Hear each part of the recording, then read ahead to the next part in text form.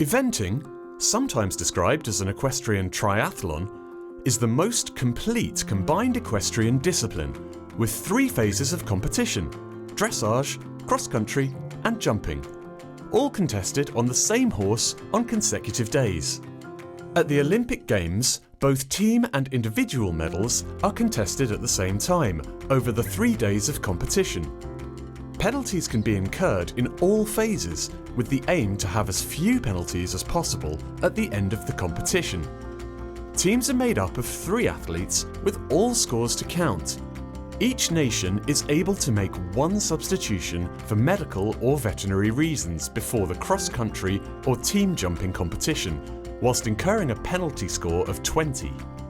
The dressage is the first phase, in which athletes are required to complete a test showing a set pattern of movements in front of 3 judges to showcase a horse's obedience, flexibility and harmony.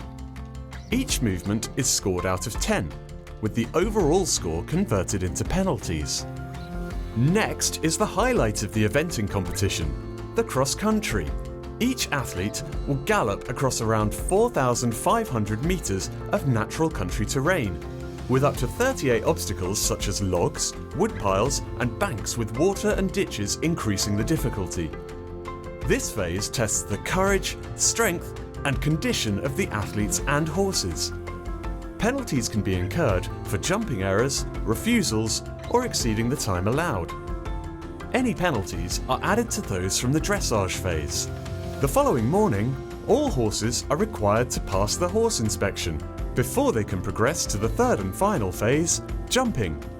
This phase demonstrates the horse's energy, suppleness and obedience following the cross-country test. Athletes compete in an arena over a course of 11 to 12 knockable obstacles. The aim is to complete the course without incurring any penalties. Penalties can be incurred for knocking down an obstacle, refusing or exceeding the time allowed.